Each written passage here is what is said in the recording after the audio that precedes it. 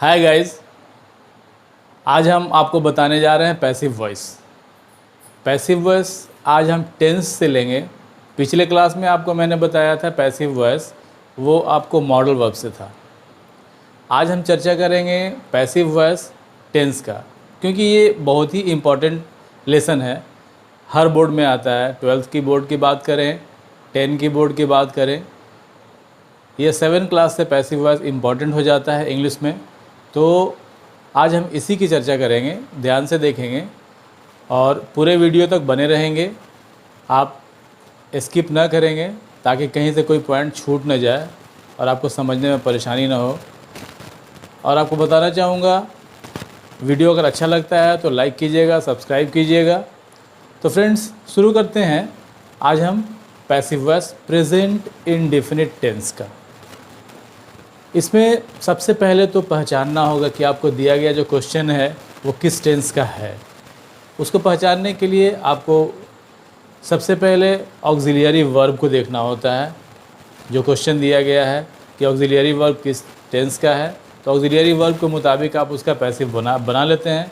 लेकिन यहाँ present indefinite tense में कोई ऑक्सिलियरी वर्ब नहीं होता है, कोई आपको हिंट नहीं रहेगा। जो सिंपल अफर्मेटिव सेंटेंस होता है उसमें कोई हिंट आपको नहीं रहता है, कोई भी ऑक्सिलियरी वर्ब नहीं है।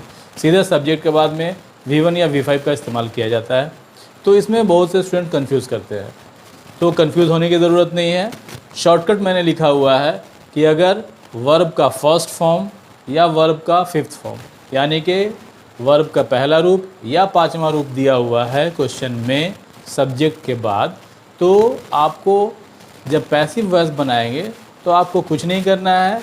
ऑक्सिलियरी वर्ब के रूप में इज़, एम, आर का इस्तेमाल करना है ज़रूरत के मुताबिक।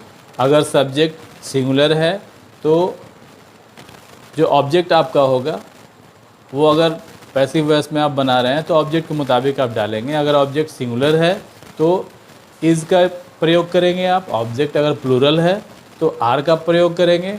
और अगर ऑब्जेक्ट सब्जेक्ट के रूप में यहाँ पर बन जाता है, आई रहता है, तो उसके लिए आप एम का ऑक्सिलियरी वर्ब का इस्तेमाल करते हैं। उसके लिए स्ट्रक्चर भी आपको लिखा हुआ है। सबसे पहले आप स्ट्रक्चर देख लेंगे।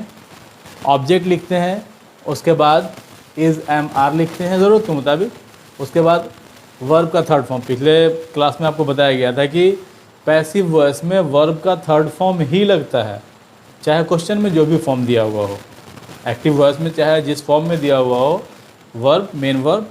लेकिन आप जब पैसिव बनाते हैं तो मेन वर्ब को हमेशा थर्ड रूप में ही लिखते हैं, पार्टिसिपल रूप में लिखते हैं।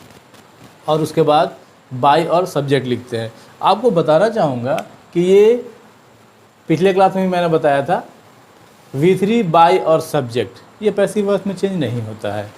आपको बता दूं, ये और ऑब्जेक्ट इसमें कहीं चेंजिंग नहीं करते हैं। ये इनका जगह फिक्स है, ये अपनी जगह पर रहते हैं। जो बदलने वाली चीज़ें हैं वो आपको ऑक्सिलियरी वर्ब है। यहाँ पर आप इज़, एम, आर जो है अगला कुछ आएगा, अगला अगर आप कंटिन्यूअस की बात करेंगे तो वहाँ पर कुछ और होगा। तो लेकिन ये चेंज नहीं होता है, ऑब्जेक्ट अपनी जगह पर रहता है और V3 बाई सब्जेक्ट ये अपनी जगह पर रहता है। कई किताबों में मैंने देखा है कि ऑब्जेक्ट को सब्जेक्ट बना देते हैं, सब्जेक्ट को ऑब्जेक्ट बना देते हैं। ये तो बिल्कुल गलत है। ऑब्जेक्ट कभी सब्जेक्ट नहीं बन सकता है। हाँ, ऑब्जेक्ट सब्जेक्ट का स्थान ले सकता है, वही यहाँ पर होता है पैसिव वॉइस में। ऑब्जेक्ट सब्जेक्ट नहीं बनता है, ऑब्जेक्ट सब्जेक्ट के जगह पर चला जाता है। एग्जाम्पल हम देखते हैं। जैसे क्वेश्चन दिया हुआ है आपको, they sing a song in the party. तो यहाँ पर देखेंगे आप, यहाँ पर सिंग जो है मेन वर्ब है, दे के बाद सिंग लिखा हुआ है। ये जो सिंग है ये आपका ये मेन वर्ब का फर्स्ट फॉर्म है। तो मेन वर्ब का अगर फर्स्ट फॉर्म है तो आपको दिमाग में याद रखना है कि मेन वर्ब का अगर फर्स्ट फॉर्म आता है तो आपको उसके जगह पर जब पैसिव वॉइस बनाते हैं तो इज़, एम, आर का इस्तेमाल करते हैं। अब देखेंगे कि दे आपका सब्जेक्ट था, अ सॉन्ग यही आपका ऑब्जेक्ट है। अ सॉन्ग ऑब्जेक्ट है और दे तो आपको सब्जेक्ट दिया हुआ है। जब आप पैसिव वॉइस बनाते हैं तो फार्मूला यही है आपका कि सबसे पहले आप ऑब्जेक्ट लिखते हैं, उसके बाद इज़, एम, आर लिखते हैं। तो यहाँ पर आप जब बनाएंगे तो सॉन्ग अ सॉन्ग जो है ऑब्जेक्ट है, आप इसको यहाँ लिख देंगे सब्जेक्ट की जगह पर अ सॉन्ग। और चूँकि अ सॉन्ग सिंगुलर है तो सिंगुलर सब्जेक्ट के साथ सिंगुलर ऑक्सिलियरी वर्ब का इस्तेमाल करते हैं। यहाँ पर हम अ सॉन्ग के लिए इज़ का इस्तेमाल करेंगे और सिंग हमारा मेन वर्ब था, तो उसके लिए V3 हम जब देखेंगे तो सिंग का V3 संग होता है। जब आप बनाएंगे तो a song is sung by them, they का पैसिव यहाँ पर आपको हिंट में मैंने लिखा हुआ है कि दे का पैसिव देम होता है, तो a song is sung by them. और जो अदर वर्ड दिया हुआ है उसको आप लास्ट में लिख देते हैं, अ song is sung by them in the party, हो जाएगा। यहाँ आपने लिखा हुआ है। दूसरा एग्जाम्पल देखेंगे, I play cricket in the evening, I play cricket in the evening. यहाँ पर भी देखेंगे प्ले वर्ब का फर्स्ट फॉर्म है, यानी कि इसमें भी इज एम आर का इस्तेमाल करेंगे हम। जब हम बनाते हैं इसमें आई सब्जेक्ट है, क्रिकेट ऑब्जेक्ट है।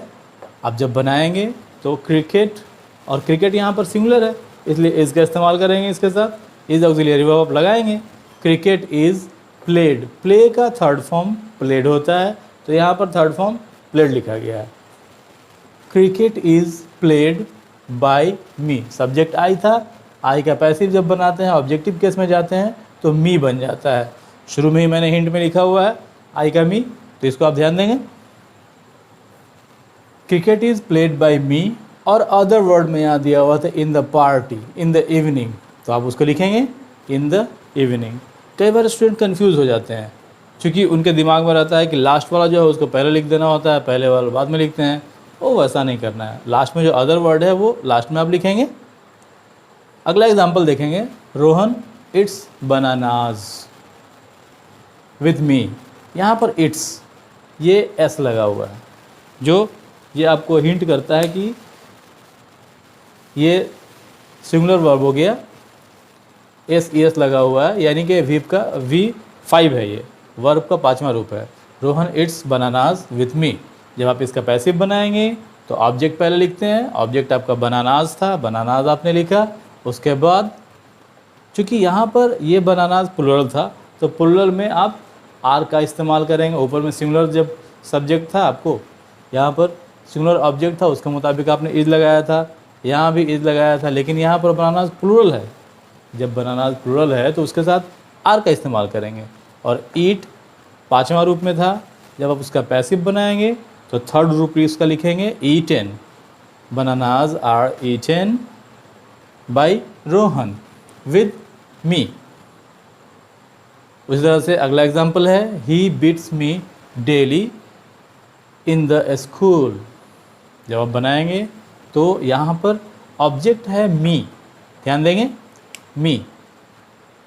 तो अगर ऑब्जेक्ट मी है यानी कि पैसिव में वो फॉर्म में है, ऑब्जेक्टिव केस में है, तो जब उसका सब्जेक्ट के रूप स्थान पर ले जाएंगे तो वो आई बन जाएगा। जब आप पैसिव बनाते हैं इसका तो आई, और आई के साथ ऑक्सिलियरी वर्ब आपको एम इस्तेमाल करना है। आई एम बीटेन बाय, ही का पैसिव आपने किया, ऑब्जेक्टिव किया हिम, और जो अदर वर्ड था उसे आपने लिख दिया डेली इन द स्कूल। तो इस तरह से अगर इसका नेगेटिव बनाना होगा, ये जो दिए गए हैं एग्जांपल्स, अगर इसका नेगेटिव बनाना है, नेगेटिव में क्वेश्चन दिया हुआ है, तो जैसे लिखा हुआ होता है दे सिंग अ सॉन्ग के जगह पर they do not sing a song, ऐसा भी हो सकता है। तो कुछ नहीं करना है आपको, जैसे आपने इसको बनाया है वैसे ही वो बनेगा। बस यहाँ पर इज एम आर की जगह पर, इज की जगह पर आप नोट लगा देंगे, अ सॉन्ग इज़ नॉट संग बाय देम, हो जाता। अगर इसका नेगेटिव करना होता आई प्ले क्रिकेट, तो अगर क्वेश्चन दिया हुआ होता नेगेटिव में I do not play cricket होता, तो आप क्या करते, क्रिकेट के बाद में इज़ नॉट कर देते, क्रिकेट इज़ नॉट प्लेड। अगर इंट्रोगेटिव होगा तो वैसे ही करेंगे। अगर डू और डज का इस्तेमाल करके इंट्रोगेटिव बनाया हुआ है तो आप भी सिंपली डू डज की जगह पे इज एम आर का इस्तेमाल करेंगे, और इस तरह से पैसिव बन जाएगा आपका। फिर भी अगर आपको कहीं पर कन्फ्यूज़न होता है तो आप क्वेश्चन कर सकते हैं, आप कमेंट में लिख करके बता सकते हैं। अगर प्रॉब्लम होगी तो दोबारा से फिर आपको समझाया जाएगा। तो इस तरह से आप करना क्या है आपको, ये तो मैंने आपको बता दिया। अब ग्रामर की बुक में प्रैक्टिस दिए हुए होते हैं, तो आप उसको निकालेंगे, पैसिव वॉइस निकालेंगे, पैसिव वॉइस निकाल करके उसमें जो प्रैक्टिस का दिया हुआ है उसको आप प्रेजेंट इंडेफिनिट टेंस का प्रैक्टिस कर लेंगे। इसके बाद अगले वीडियो में हम आपको बताएंगे प्रेजेंट कंटिन्यूअस टेंस के बारे में। प्रेजेंट कंटिन्यूअस टेंस का पैसिव कैसे बनाते हैं उसका भी शॉर्ट टिक हम लोग इस्तेमाल करेंगे। तब तक के लिए थैंक यू।